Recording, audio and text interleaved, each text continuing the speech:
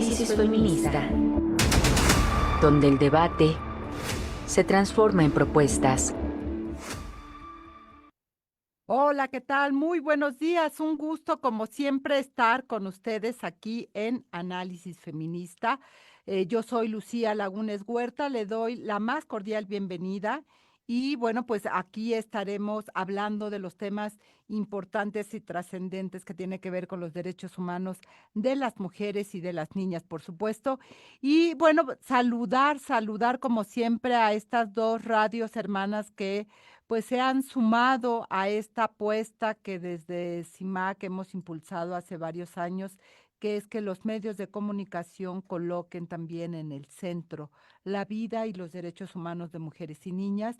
Así que déjeme darle el más cordial saludo a la audiencia de Radio Monarca en el 106.7 de FM, que está ubicado en el municipio de Contepec, en el estado de Michoacán de Ocampo.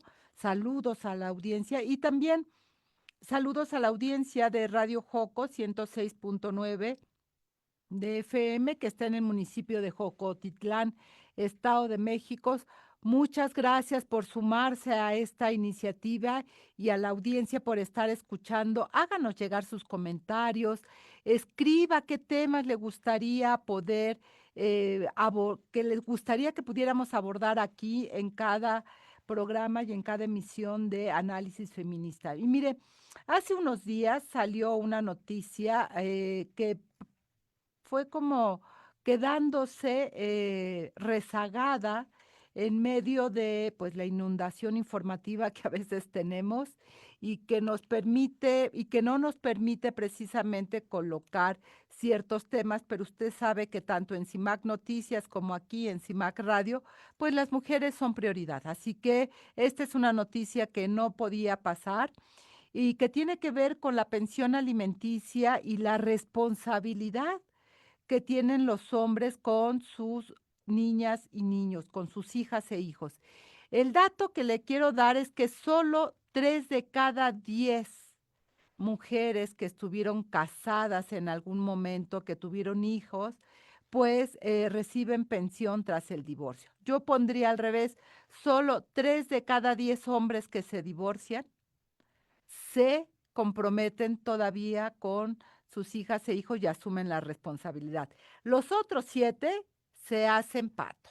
Entonces, vamos a hablar de este tema, vamos a hablar qué está pasando, cuáles son las dificultades que están enfrentando las mujeres para que los hombres se hagan cargo, pues, de esta tarea que tendrían que, por supuesto, asumir, porque el divorcio no quiere decir que dejaron de ser papás, ¿están de acuerdo?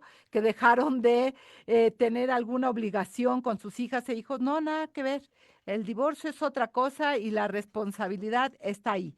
Pues de esto vamos a estar hablando con la doctora Verónica Aguilar Vázquez. Ella es académica de la Universidad Autónoma de Zacatecas, integrante de la Red Plural de Mujeres en Zacatecas, pero también es integrante de la Red de Docentes Feministas de la Universidad Autónoma de Zacatecas e integrante del Grupo de Acompañamiento a las Mujeres de la Comunidad Universitaria.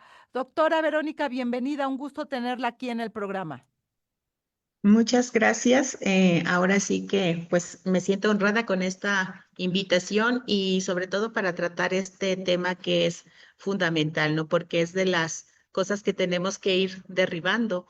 Digo, con estos datos alarmantes que nos has dado, que tienen mucha relación con, pues, con la cultura que tenemos en nuestro país, que todavía sigue predominando, pues, la cultura patriarcal y machista, ¿no? Donde se invisibiliza el trabajo de las mujeres que aportan en el matrimonio. En este caso, con la pensión alimenticia, digo que si bien podemos reconocerla como ese derecho que tiene una persona a recibir de otra lo necesario para cubrir sus necesidades de subsistencia, que no solamente son comida, sino que también hay que cubrir habitación, vestido, atención médica, esparcimiento, educación.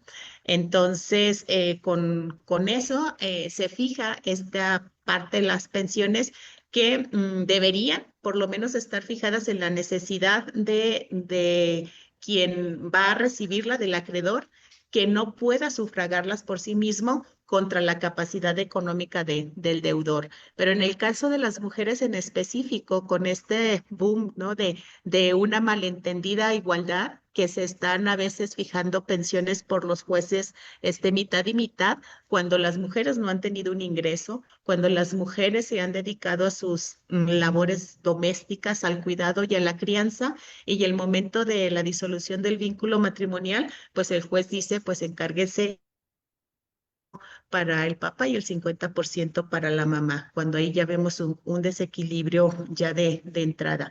Ante ese escenario, pues se ha tratado de otorgar lo que se conoce como pagos compensatorios. Cla- Eh, Perdón, Verónica, ujú. déjame sumar a la conversación que ya la tenemos acá a Cintia Carmen Castaño Aramis. Ella es abogada feminista, integrante de la red de académicas. Bienvenida, Cintia, ¿cómo estás? Nada más saludarte. Y bueno, ya estaba hablando la doctora, precisamente Verónica, de pues los retos y los obstáculos que se van enfrentando las mujeres en la práctica cotidiana. Cintia, como abogada, ¿qué es lo que han estado encontrando ustedes precisamente en este sentido? Hola Lucía, mucho gusto. Estoy aquí muy emocionada de compartir espacio con Verónica, que es una mujer que conoce bastante de estos temas y complacida de que nos escuche tu auditorio. Mira, la verdad es que los desafíos son muchos y son muy amplios. En el Estado de México, de donde es tu servidora, tenemos muchas cuestiones, sobre todo de que muchas de las mujeres desconocen que pueden tramitar una pensión compensatoria, ¿no? Empezamos con esa situación. Si primero la idea de la violencia está sumamente invisibilizada, en el tema de las pensiones compensatorias, la mayoría de las mujeres no saben siquiera que pueden solicitarla, ¿no? Perdón, Esta pensión, perdón, ¿qué es una pensión compensatoria? Porque a lo mejor quienes nos están escuchando pues no saben exactamente qué es eso, porque todo el mundo se habla de la pensión alimenticia, es decir, para hijas e hijos. No sé si están hablando de lo mismo.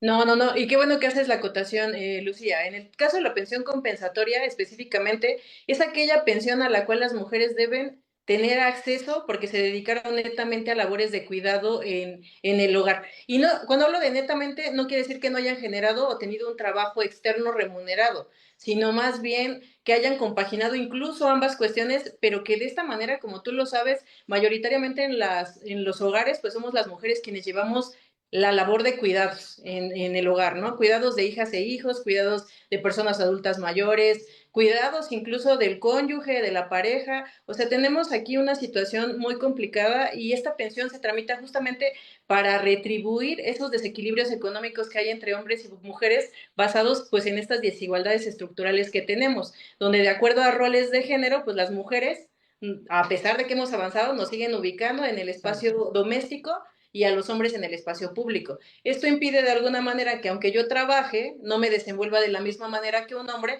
porque de alguna forma estoy compaginando tanto el trabajo remunerado como el trabajo no remunerado que hacemos en casa. Y que ya la encuesta de cuidados nos ha demostrado muchísimo estas desigualdades.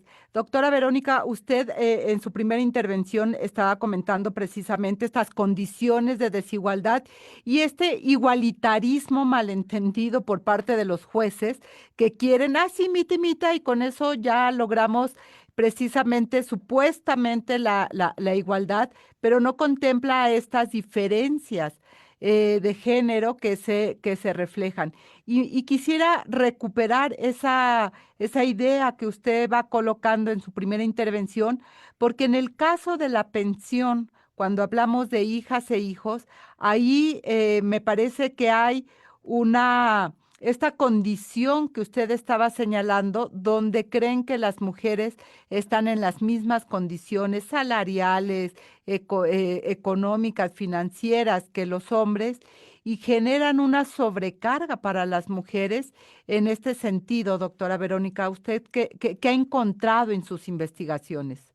Sí, fíjate que más es en el seguimiento que hacemos de apoyo a mujeres, que es otro dato, además de que la gran mayoría de disoluciones de vínculos de disolución del vínculo matrimonial están íntimamente ligadas a violencia familiar. Mm. Y entonces en estos procesos lo que hemos encontrado es esa parte, que al momento de emitir una resolución con la custodia, guarda y custodia y la pensión alimenticia, se fija ese 50-50 como si las mujeres tuvieran ingresos y aún así, aunque los tuvieran, ya lo comentó ahorita Cintia, pues aún está ese mm, brecha muy marcada de desigualdad, ¿no? Con la crianza y el cuidado.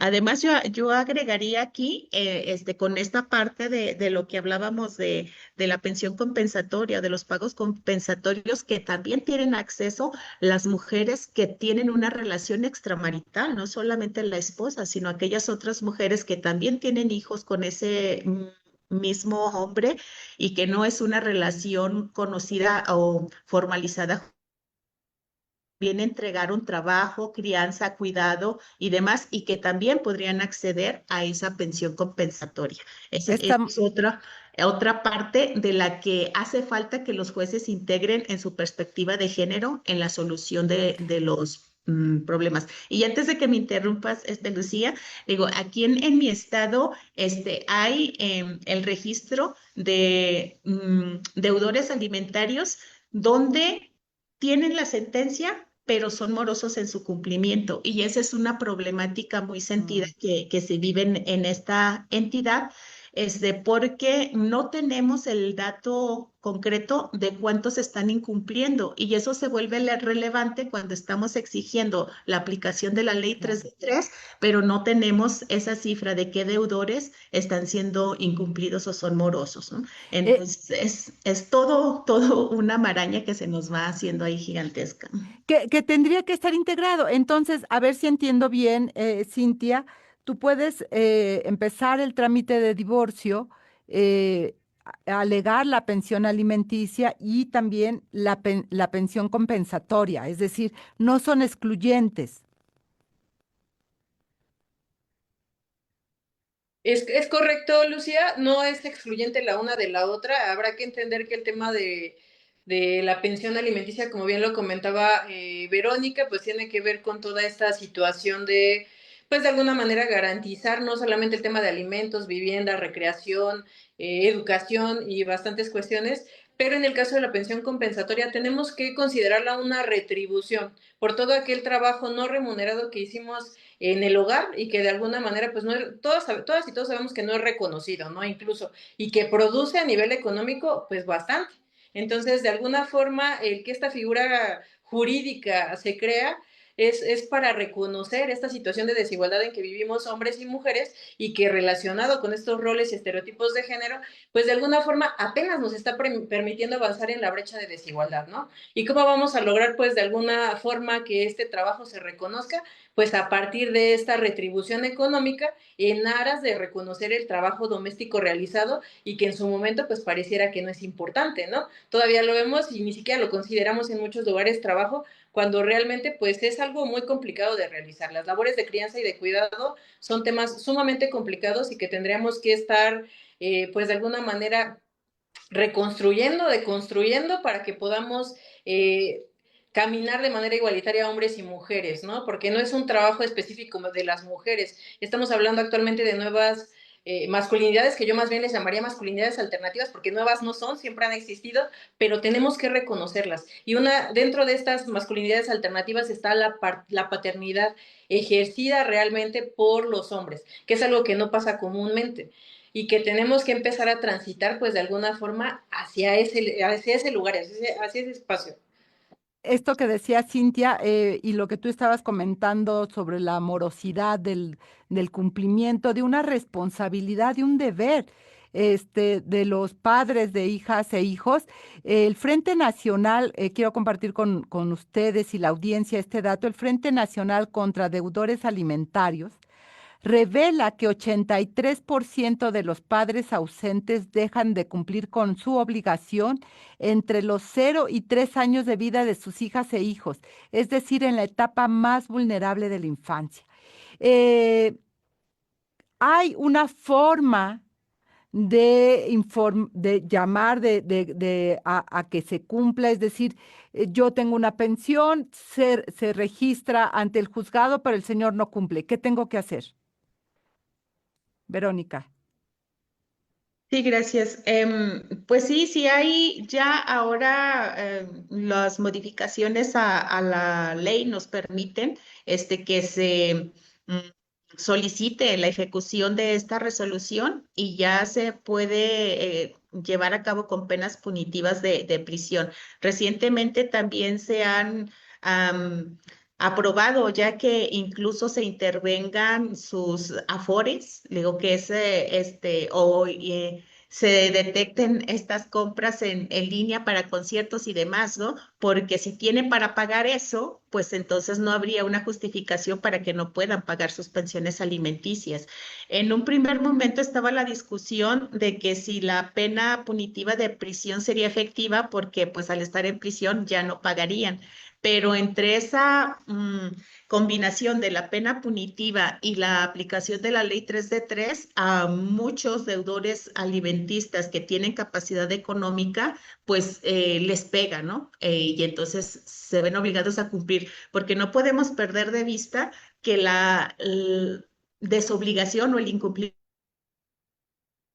no como un castigo a la madre que decide separarse, ¿no? O al perder el control sobre esos integrantes de la familia que eran de su pertenencia, que eran parte de su propiedad. Entonces, eso es lo que hay realmente de trasfondo detrás del incumplimiento. Y yo agregaría aquí otro dato que no tenemos, digo, porque si bien está este registro o dato documentado de deudores morosos, no tenemos la cuantía de esas pensiones De la alimenticias. cantidad que es. Exacto, porque acá en mi estado, en la ley, hay una cláusula que dice que se debe de comprobar los gastos, pero tenemos pensiones que son de 100 pesos semanales, de No, 200 bueno. pesos por quincena. Entonces, todavía agrégale a que esas mujeres tienen que comprobar, o sea, en qué van a ir a Sí, gastar 200 pesos, donde les puedan dar una factura, un comprobante, ¿no? Cuando están viendo de qué manera pueden ahorrar o estirar eso poco para alimentar a sus hijos y que se va en eso, solamente en una alimentación sí. muy elemental y muy básica. Entonces, Vamos, ¿qué? perdón, Verónica, es que tenemos que hacer un corte de estación. ¿Ok? Vamos a hacer un corte de estación y volvemos. Estamos en Análisis Feminista hablando precisamente sobre pensión alimenticia y pues yo diría, el laberinto al cual se enfrentan las mujeres en la defensa de un derecho para sus hijas e hijos. Volvemos. ¿Cómo se otorga la pensión alimenticia en México? La pensión alimenticia en México es un derecho que busca garantizar el bienestar de las personas que no pueden mantenerse por sí mismas, principalmente niñas, niños y adolescentes. También protege a personas con discapacidad y adultos mayores. Este apoyo no se limita a dar comida, cubre vivienda, salud, educación, ropa e incluso actividades recreativas. En 2025 no existe una cifra única para calcular la pensión alimenticia, ya que cada caso se analiza de manera individual. El monto depende tanto de las necesidades de los beneficiarios como de la capacidad económica de quien debe pagar. Por eso, el juez es quien define la cantidad justa para cada familia. De manera general, el cálculo se hace como un porcentaje del ingreso neto mensual del deudor. Para un hijo, el juez puede fijar entre el 15 y 20% del salario. Si son 2 hijos, la pensión puede subir al 30 o 35%. Y si son 3 o más, pueden alcanzar hasta el 50%. Todo depende de las condiciones del caso, si el deudor tiene otras obligaciones familiares o si sus ingresos cambian con el tiempo. Cuando la persona obligada trabaja en la informalidad o no demuestra ingresos, el juez puede apoyarse en el salario mínimo, gastos comprobados o pruebas indirectas para fijar un monto que cubra las necesidades de los menores. El objetivo es que la falta de comprobantes no impida que las hijas e hijos reciban lo que les corresponde. Para solicitar la pensión alimenticia, es necesario acudir a un juzgado familiar. Se deben presentar documentos como actas de nacimiento, comprobantes de estudios o de salud y datos sobre los ingresos de la persona obligada. El juez dicta una resolución que establece cuánto y cómo se pagará. Más allá de los procesos legales, la realidad es que en México muchas madres se enfrentan en soledad las dificultades de sacar adelante a sus hijas e hijos cuando la pensión alimenticia no llega de manera constante o suficiente. Esta situación impacta directamente en la estabilidad emocional, económica y social de las familias, pues ellas deben multiplicar esfuerzos entre el trabajo, los cuidados y la gestión de trámites judiciales. De ahí la importancia de fortalecer los mecanismos de cumplimiento y brindar acompañamiento integral para que la manutención de niñas y niños no dependa únicamente de la voluntad del deudor. En distintos estados del país existen módulos de asesoría gratuita para ayudar a las madres, padres o tutores que requieran apoyo en este proceso. La pensión alimenticia es, en esencia, un mecanismo de justicia que busca proteger el presente y futuro de quienes más lo necesitan. Informó para Análisis Feminista, Marlene Galván. Y ya estamos de regreso aquí en Análisis Feminista. Recuerden nuestros números de cabina 55 35 08 47 61. También nos pueden encontrar por X, Facebook, Instagram, en fin, como CIMAC Noticias, y puedes mandarnos mensaje a través de utilizar dos hashtags. El primero es CIMAC Radio y el segundo Periodismo Feminista. Y bueno, como le decía, saludos a Radio Monarca y también a Radio Joco, que se han sumado a esta conversación. Cintia, antes de irnos a corte, ya nos planteaba precisamente, Verónica, pues todas estas vías por las cuales podemos ir, no sé si la palabra es vigilando, pero sí supervisando, que aun cuando el deudor alimenticio o alimentario, tú me dirás cuál es el término correcto, diga que no tiene dinero, ¿verdad? Podemos hacer rastreo de sus cuentas bancarias, es decir, del uso de la tarjeta, etcétera. También el Afore, hay otra forma también de garantizar la pensión. Te pregunto, por ejemplo, el embargo de algunas propiedades o cosas por el estilo. Sí, a ver, aquí me gustaría plantear una cosa muy importante, Lucía. En el caso del Estado de México, que es la entidad donde yo radico, tenemos dos vías para solicitar este pago, ¿no? Por una parte tenemos la vía familiar, que es a través de un incidente donde vamos a solicitar justamente ese pago, y de ahí deriva lo que tú comentas, Lucía. Una vez que nosotros lo solicitamos, el juzgado tendrá que autorizarnos la vía más idónea para que pague la persona, ya sea a través de una garantía, de un embargo, de alguna situación que pueda de alguna manera pues garantizar sobre todo el interés superior de las infancias o en su caso pues de las mujeres, ¿no? Que tienen acceso a este tipo de retribuciones económicas que por derecho le competen, como ya lo vimos y como incluso en el propio corte nos explicaban. La pensión alimenticia en sí es un derecho. Y por otro lado tenemos la parte de hacerlo por la vía penal. En la vía penal lo que tenemos es un delito que se llama incumplimiento de obligaciones y a partir de este delito también podemos llegar a una sanción, como ya lo comentaba Vero, respecto incluso a una pena privativa de libertad.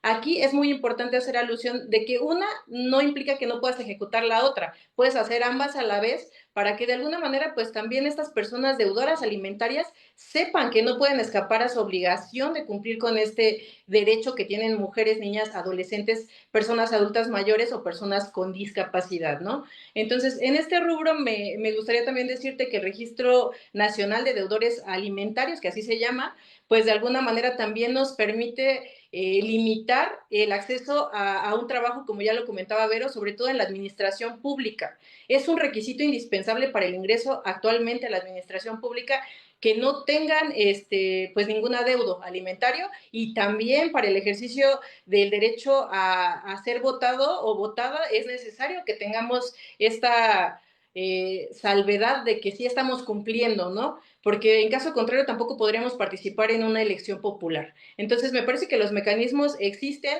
pero hace falta difundir, hace falta que como hoy que estamos en este espacio, las mujeres puedan escucharnos y puedan saber que sí hay forma de que podamos lograr que estas personas pues realmente sigan, pues de alguna forma, más bien que no sigan evadiendo su responsabilidad, porque me parece que justificaciones hay bastantes, pero también tenemos que hacer uso de los mecanismos existentes para que vean que sí hay una repercusión por esta cuestión que no están cumpliendo.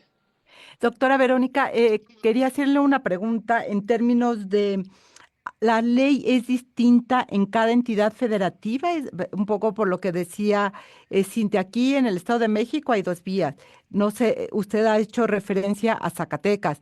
Es decir, dependiendo de la entidad federativa, los requisitos para o las vías para poder acceder al derecho de la pensión es distinto. Sí hay algunas ligeras diferencias en la ley. Cada estado, que ese es también un problema que tenemos en México, de poder homologar ahora sí que los procedimientos, Mm, pero en realidad van más o menos en el mismo sentido. Serían como detalles la de las diferencias. Digo, porque si está igual estas dos vías, por la vía, acá en Zacatecas tenemos Código Familiar y Código Civil. Entonces, la vía sería a través de un procedimiento en el juzgado familiar, con esta parte que mencionaba Cintia, y a través de un procedimiento penal por el incumplimiento. O sea, más o menos en el procedimiento sería lo mismo. ¿Qué sería como estos detalles de diferencia? Justo la comprobación de los gastos, que acá en Zacatecas es uno de los elementos de diferencia a otros estados, que hay que comprobar lo que se gasta, ¿no? Que se entrega en la pensión alimenticia. Y yo ahí sí, me gustaría agregar esta parte de que, ¿por qué se llega a estos procesos tanto punitivos para hacer cumplir? Porque sí hay ocultamiento de ingresos por mm. parte de los deudores alimentistas.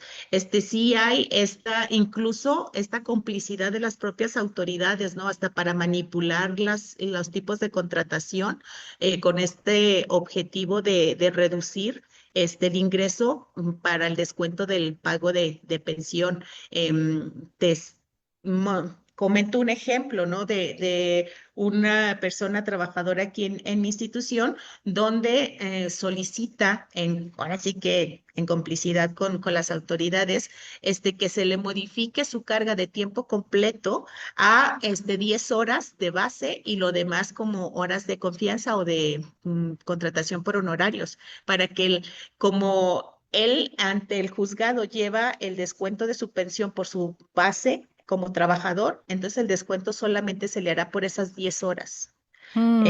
al manipular su carga de trabajo de esa manera. Entonces, esto es más común de lo que pudiéramos pensar, aparte de que exigen la comprobación de los gastos y no tienen en su gran mayoría este vínculo, ¿no? De crianza y cuidado con sus hijas e hijos, pero además muchos de ellos en los días que les toca la convivencia se los llevan a la abuela o se los llevan a la tía. Y algo que también es destacable en esto es que dentro de estos datos que nos da INEGI de estos divorcios que cuentan con la custodia y con la patria potestad compartida, pues resulta que también lo ejercen como castigo y no autorizan las salidas o los viajes con las madres. Y ese es un dato que estamos apenas en seguimiento de poder tener cuántos juicios se llevan ante el juzgado familiar solicitando el permiso en sustitución del padre que no quiere firmar la autorización, ¿no? Para que su hijo o su hija viaje con la madre. Digo, ¿Qué, entonces qué- todavía tenemos ahí una estructura que va sobre el perjuicio directo de las madres, ¿no? De ahí la violencia vicaria que ahora se ha hecho tan evidente gracias a estas mujeres que han mostrado cómo, ya lo decía la doctora Verónica, ¿no? Muchos de los divorcios son producto de la violencia que se ejercía y cómo se va extendiendo aun cuando se rompa el vínculo, digamos, legal. Y en ese sentido, Cintia, yo te pregunto, ¿solo las mujeres casadas pueden acceder a la pensión?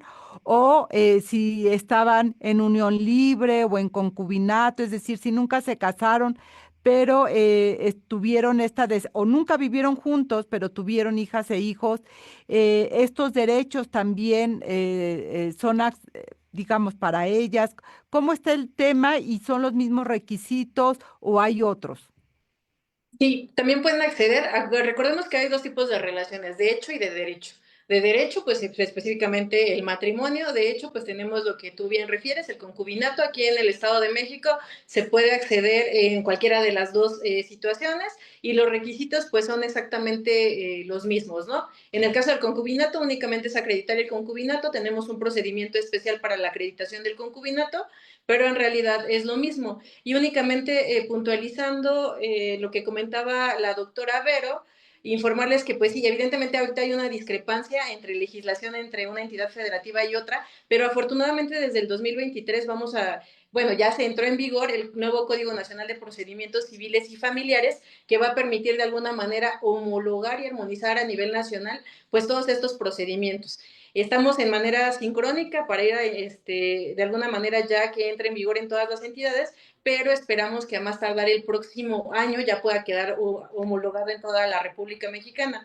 Creo que aquí también valdría la pena pues acotar, como lo decía la doctora Vero, que es importante que sepamos que pues todo esto surge de la violencia estructural que vivimos las mujeres históricamente, ¿no? O sea, los hombres siguen agraviando, como bien lo comentabas, incluso en un tema de violencia vicaria, que afortunadamente ya está reconocida en la Ley General de Acceso a las Mujeres a una Vida Libre de Violencia, como violencia ejercida por interpósita persona respecto a estas situaciones, ¿no?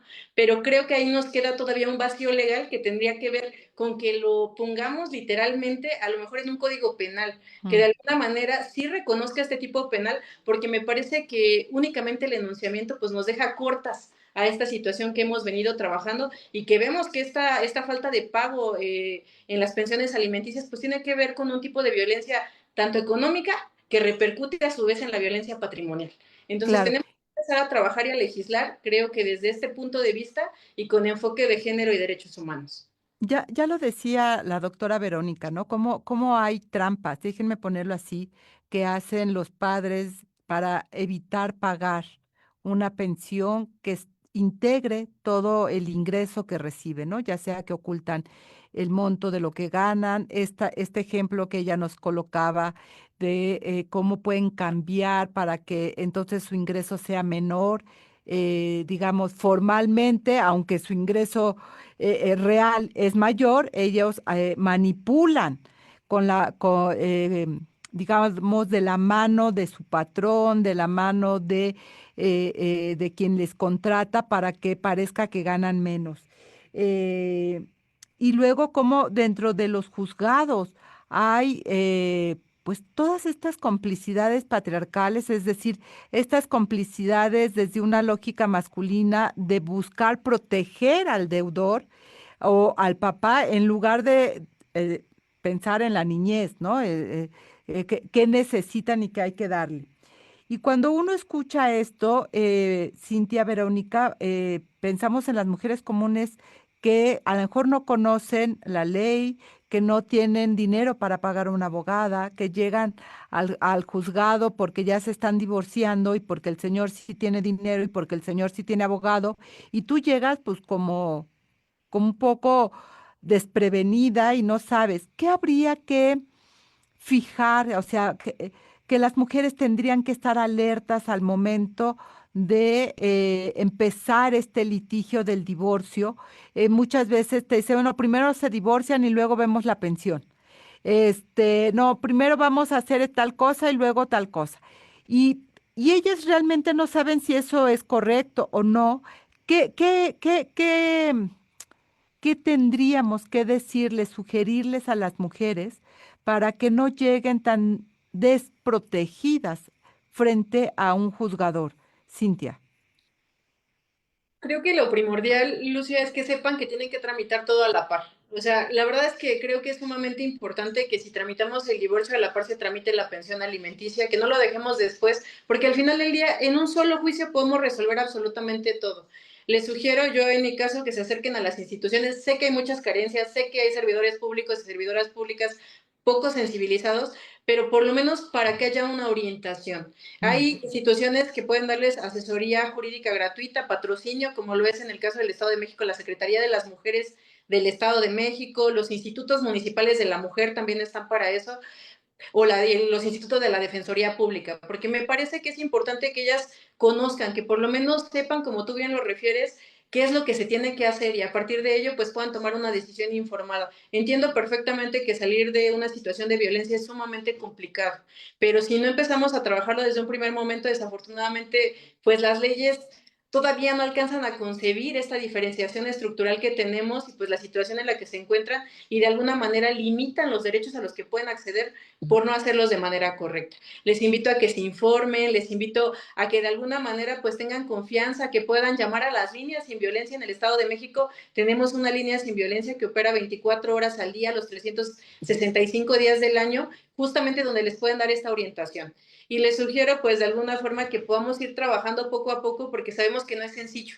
O sea, al final del día a veces normalizamos violencias, no las reconocemos, pero tenemos que transitar hacia allá, tenemos que empezar a informarnos. Yo les sugeriría esto, muy puntual, que a la par que tramitemos divorcio pidamos la pensión para las hijas e hijos, pero también la pensión compensatoria, porque me parece que es válido que el trabajo de cuidados y de crianza se tenga que reconocer y me parece que es lo que tendríamos que abogar todas y todos quienes nos dedicamos pues de alguna manera a la postulación al derecho, ¿no? Empezar a verlo con ojos de perspectiva de género y empezar a ver que a partir de estas diferencias pues tenemos que informarles de manera diferenciada cuáles son sus derechos.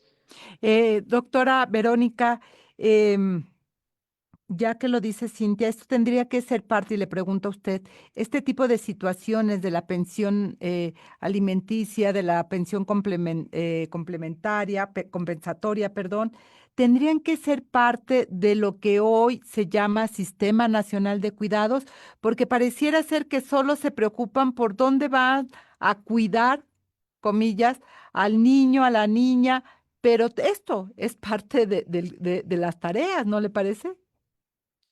Sí, incluso más allá que bien se debe de tomar en todo este proceso que mencionaba ahorita Cintia, yo añadiría ahí además un dato importante que nosotras hemos advertido, que a las mujeres no les dé miedo cuando van a denunciar, hablar que vivieron violencia. Digo, Mm. porque a veces ellas solamente expresan esta parte, no es que solamente quiero divorciarme y ya que esto se tranquilice y recuperar mi tranquilidad, pero en realidad detrás hay mucha violencia y eso abona incluso a que el lugar se la den de manera integral y completa. Digo, creo que ese es un dato también importante que las mujeres deben considerar en su proceso. Y en cuanto a esto del sistema de cuidados, debe ir más allá porque vas a generar todo un plan de política pública. Digo, el hecho de que las mujeres estén siendo cuidadoras también pone en riesgo de que no puedan acceder a un trabajo en la formalidad. Claro. Digo, porque al no haber una política pública, el hecho de estar cuidando hijos, hijas, enfermos, personas con discapacidad, les ha costado el trabajo, porque Por no supuesto. existe esa política, pero sí debe ser considerado en este proceso de disolución de vínculo y de pensiones alimentarias y de pagos compensatorios. Por Y supuesto que que sí. sin duda, digo, más allá del miedo, cuesta mucho trabajo reconocer las violencias que hemos vivido las mujeres. Yo creo que ahí lo importante es que ellas cuenten con un apoyo psicoemocional, que cuenten con este respaldo que necesitan para poder afrontar pues este tipo de retos que sin duda no son sencillos. Así que bueno, pues es mucho más allá de solo fijar un monto como ustedes lo han señalado en términos de la pensión. Doctora Verónica Aguilar Vázquez, Cintia Carmen Castaño Aramis, muchísimas gracias por estar esta mañana con nosotras y seguramente seguiremos hablando en otro momento de estos y otros temas. Gracias a las dos. Saludos a tu audiencia y gracias por la invitación. Saludos a tu audiencia y muchísimas gracias de verdad por estar impulsando estos temas, creo que es de suma importancia. Te agradezco. Totalmente, totalmente de acuerdo, Cintia. Y nosotras vamos a ir a un corte de estación y seguimos más aquí en Análisis Feminista. Volvemos.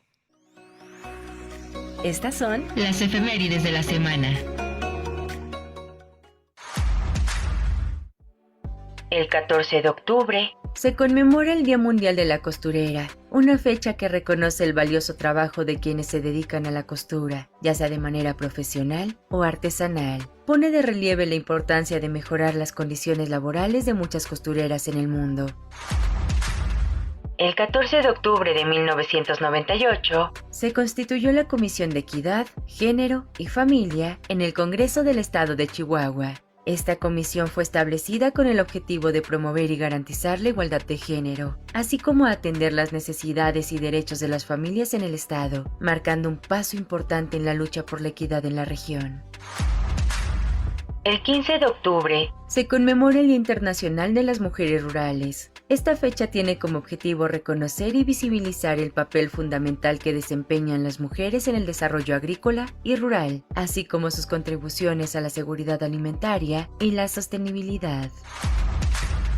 El 15 de octubre de 1946 nació en Oaxaca Catalina Aquino Concha, maestra normalista destacada por su labor en la sensibilización del magisterio sobre la condición social de las mujeres en la región. Realizó la primera investigación sobre violencia contra las mujeres en Oaxaca y en 1994 condujo 54 programas del Foro de la Mujer a través de la Asociación Radiofónica de Oaxaca. El 17 de octubre de 1953, el Diario Oficial de la Federación en México publicó las reformas a los artículos 34 y 115 de la Constitución, que establecieron la igualdad de derechos políticos para las mujeres. El 19 de octubre se conmemora el Día Internacional de la Lucha contra el Cáncer de Mama. Busca crear conciencia sobre la importancia de la detección temprana para aumentar las posibilidades de tratamiento y supervivencia. Se promueven campañas de prevención y acceso a servicios médicos para combatir esta enfermedad. Y bueno, ya estamos de regreso aquí en Análisis Feminista. Recuerde 5535084761. Saludos Radio Monarca, saludos Radio Joco. Y pues en fin, toda la audiencia que nos está acompañando, ya sea a través de el Facebook de CIMAC Noticias o a través de las diferentes emisoras y de la página www.cimacradio.org. Y en días pasados, más bien en concretito, hoy, no es en días pasados, hoy, 15 de octubre, se conmemora el Día Internacional de las Mujeres Rurales. Esta es una fecha que desde 2007 la Asamblea General de Naciones Unidas pues aprobó para reconocer el papel de las mujeres en términos de seguridad alimentaria, de producción agrícola y del desarrollo de sus comunidades.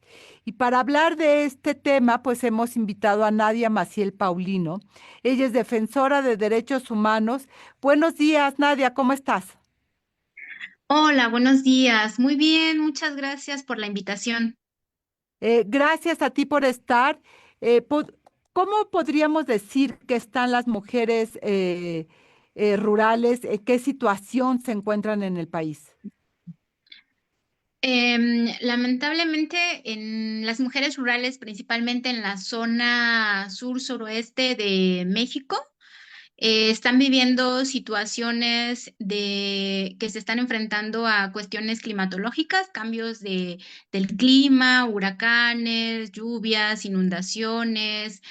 Y esto afecta no solamente a sus casas y en el plano emocional, sino también en el tema de la cosecha, ya que muchas de las mujeres sobreviven y producen sus propios alimentos, pero además esos alimentos los llevan a las ciudades para que puedan obtener recursos económicos. Entonces, al venir este tipo de situaciones, las inundaciones o el viento extremo, termina con las cosechas o lugares donde antes no nevaba y de pronto cae nieve y también esto daña las cosechas. Entonces, ellas se están enfrentando repito, a no solamente esta pérdida de la infraestructura, a esta pérdida de la salud mental, sino que también se enfrentan a la pérdida de sus cosechas y por lo tanto esto se ve afectado en la economía para ellas y para sus familias.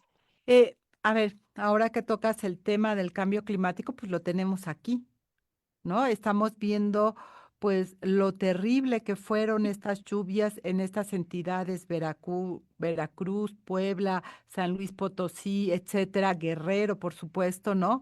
Que que son una tragedia y que normalmente y vemos en las noticias y vemos también lo que declara la presidenta y su gabinete, estamos hablando de viviendas, poco se habla de las cosechas, poco se habla de los animales de corral, es decir, las gallinas, los cerdos, que son parte de la vida de las mujeres rurales y poco se habla de ellas también en este tipo de tragedias, ellas quedan invisibilizadas sin, digamos, em, alternativas de cómo recuperar lo que tendrían que tener.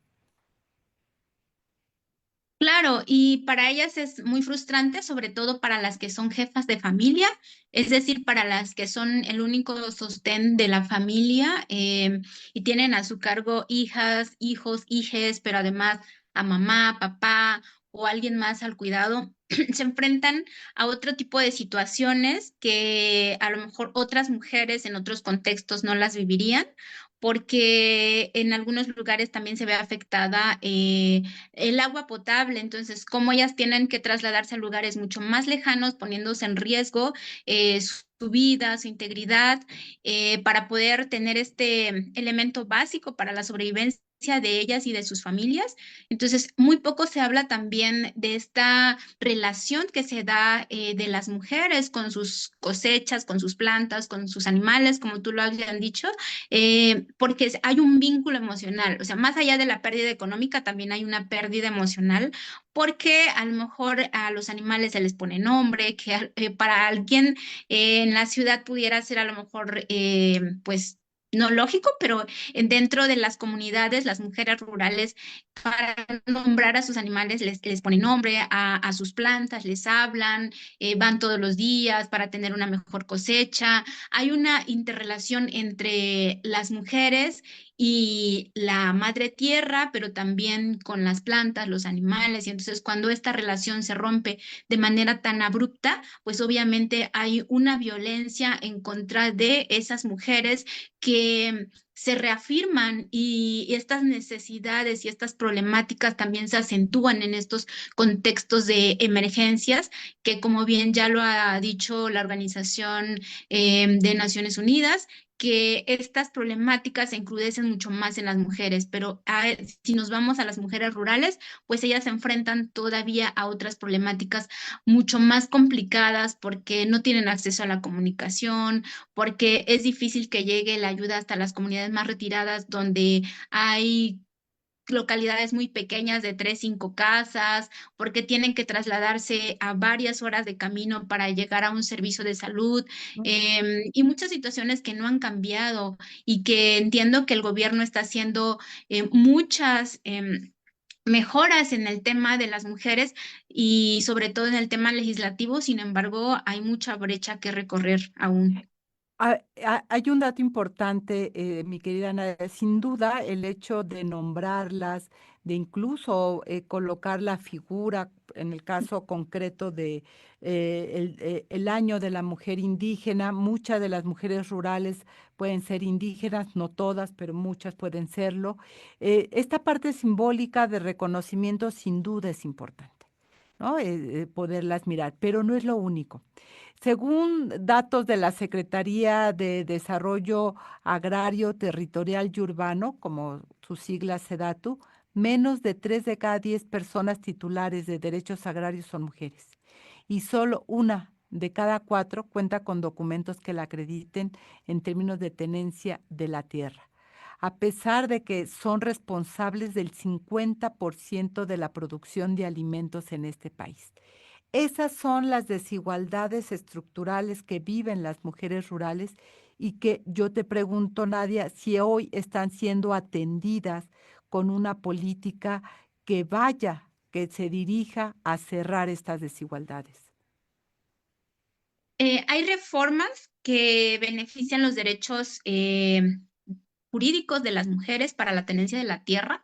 Sin embargo, en la realidad, en las comunidades, sobre todo, es muy complicado, por ejemplo, que una mujer acceda a las reuniones o a las asambleas y de entrada, pues ahí hay una barrera muy grande para poder tener acceso a la tierra, porque para acceder a las asambleas o a las reuniones muchas veces se les considera que solo pueden ir las personas que tienen un documento que acredite que son poseedoras de un terreno o de una parcela en particular. Entonces, ellas de entrada no. La otra cosa a la que se enfrentan muchas mujeres en las comunidades, en la realidad de la zona rural, es que si una mujer y un hombre están unidos, ya sea por juntarse o casarse, y el hombre muere, muchas veces lo que hace la comunidad es convocar a una asamblea y la asamblea decide que la tierra no sea para la mujer, que sea para otra persona o para un bien común de la comunidad, pero despojan a la mujer y a las hijas y a los hijos de esa mujer de su tierra. Esa es una. La otra, cuando los hombres emigran a Estados Unidos, muchas mujeres tienen que ir al frente como autoridades, no porque ellas quieran ser autoridades o estén en espacios de toma de decisión, sino porque se ven obligadas, pero esto, el estar en este espacio no les favorece para que ellas sean dueñas de la tierra, no les favorece para que tengan un documento que les acredite que sean dueñas de la tierra. Sin embargo, tienen que cumplir con esas mandatos de la comunidad. Entonces, yo creo que nos falta mucho camino por recorrer para hacer realidad estas leyes que están a nivel nacional, pero que necesitan aterrizar en la comunidad y justo se necesitan implementar políticas públicas donde las mujeres, primero, haya alguna ley secundaria para que en las comunidades, los municipios puedan hacerlas valer y sobre todo mucha sensibilización en las comunidades para decirle, oye, pues las mujeres son más del 50% del pueblo y ¿por qué es que no están teniendo derecho a un pedazo de tierra? Y te preguntaría si hay alguna iniciativa gubernamental que vaya en ese sentido de lo que acabas de plantear.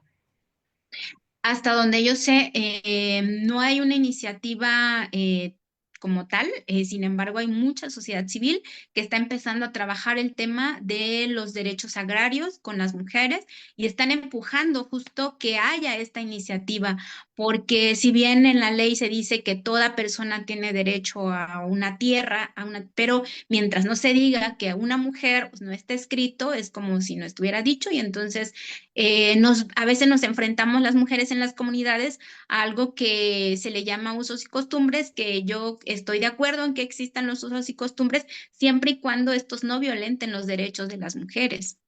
Que me hiciste recordar la ley revolucionaria de las mujeres de Ramona, que decía precisamente que estos usos y costumbres no podían violentarlas, y un ejemplo era que las mujeres pudieran elegir con quién casarse, por ejemplo, ¿no? Después de este paréntesis, regresando al tema del cambio climático, a lo que tú estabas señalando pues, de las afectaciones que puede tener producto de este cambio climático, ya sea por inundación, ciclones, vientos, etcétera, las mujeres. Y después de este tipo de hechos, lo que estamos viendo ahora en términos de estas ayudas, el censo que se va a desarrollar, cuando hay este tipo de situaciones, te pregunto, estas ayudas gubernamentales, estos programas que surgen a partir de la tragedia, piden también, por ejemplo, que ellas sean dueñas y que tengan el documento de propiedad, o ahí no hay barrera. Lamentablemente sí hay esta barrera porque piden que las personas, hombres y mujeres, pues tengan este documento que les acredite que son dueños o dueños de esa casa o de esa tierra. Y obviamente aquí la desventaja son las mujeres, porque si bien los hombres a lo mejor no lo tienen, pero es mucho más fácil que vayan con la autoridad y les extienda una constancia. No es lo mismo para el tema de las mujeres. Ellas tienen menos acceso a estos programas y a estos proyectos debido a que se enfrentan a que no tienen este documento. La Comisión Nacional de Pueblos Indígenas, ¿qué tanto ha adoptado esta mirada de género, reconociendo las condiciones de desigualdad que viven las mujeres para poder empujar precisamente la política pública que se hace necesaria, querida Nadia? Ha empujado a través de proyectos que tienen que ver les llaman ellos proyectos de género, que tienen que ver con los derechos de las mujeres. Sin embargo, en la realidad, cuando una comunidad tiene que decidir a qué proyecto le apuesta de los que refiere el INPI, si tienen infraestructura para una carretera, para tener algún bien material, o si un proyecto productivo para la comunidad y tienen el proyecto que va a informar sobre los derechos de las mujeres o el derecho agrario, por ejemplo, pues obviamente la mayoría de la asamblea va a decidir que la comunidad elija un proyecto de infraestructura, una carretera, va a elegir un proyecto productivo y obviamente no va a pasar en la asamblea este proyecto que hable sobre los derechos de las mujeres. Entonces, aun cuando el INPI haya implementado esto, en la realidad las mujeres en las comunidades estábamos muy lejos de acceder a esta información y a estos proyectos. Frente a qué, digo, bueno, ante el cambio climático, ¿cuáles tendrían que ser las acciones prioritarias que tendrían que tomar no solo el gobierno federal, sino el estatal y el municipal para garantizar que estas condiciones de desigualdad que enfrentan las mujeres rurales, pues vaya acortándose para garantizar la igualdad? Pienso que una de las, ¿cómo les llaman? Cuando ellos tienen como sus reglas de operación dentro de cada institución, pudiera ser que pudieran modificarla y que para el acceso a estos proyectos o programas, ya sea federales o estatales, pudieran quitar solo para las mujeres esta parte de que contengan o tengan un documento que les acredite que son dueñas de la tierra o que son dueñas de cierta casa para que ellas puedan acceder. Esa sería una forma de que las mujeres pudieran acceder. Otra es quitar esta barrera de que los proyectos solo se decidan en la asamblea y en la comunidad, Mm. porque sí, considerando que las mujeres no están en las asambleas, por lo tanto no van a tomar esa decisión. Entonces hay que buscar otra estrategia para que las mujeres realmente puedan acceder a esos programas y proyectos. Muy bien, mi querida Nadia, ¿algo más que tuviéramos que estar contemplando a propósito del Día Internacional de la Mujer Rural?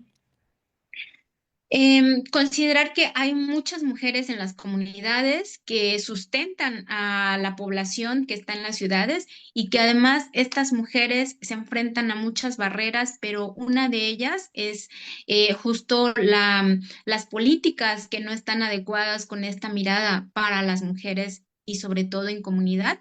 Y otra de las cosas que me parece reconocer es que las mujeres se están organizando y están visibilizando el tema en las comunidades y están trabajando y se están organizando a nivel regional para hacer foros, encuentros y llegar a una propuesta de una política pública y una reforma para que ellas puedan ser dueñas y acreedoras de esta tierra. Y entonces yo creo que es importante también apostarle a que estas mujeres puedan tener otros tipos de accesos y presupuestos para poder hacer realidad este sueño y que además la tierra debería de ser de todas, de todos, pero sobre todo de las mujeres que lo trabajan diariamente y que son jefas de familia y reconocer el trabajo que hacen porque es grandísimo, es muy complicado hacer producir la tierra, ellas siembran, cosechan y hay que darle también un valor agregado al trabajo que ellas hacen, pero al producto que nos llega a la mesa. Absolutamente hacer realidad la frase revolucionaria de la tierra es de quien la trabaja. Y si ellas la están trabajando, pues tendrían que ser las dueñas de esa tierra, mi querida Nadia Maciel Paulino. Muchísimas gracias por estar esta mañana aquí con nosotras. Gracias, un gusto por la invitación. Y bueno, finalmente llegamos ya al final de nuestro programa de la emisión de Análisis Feminista de este miércoles 15 de octubre. Gracias a nuestra audiencia por acompañarnos, a Radio Joco y a Radio Monarca por sumarse precisamente a este esfuerzo que hacemos. Esperemos que otras radios se pudieran sumar, pero bueno, por lo pronto, pues ya estamos ahí con estas 2 radios hermanas, y gracias a usted por permitirnos llegar esta mañana con ustedes.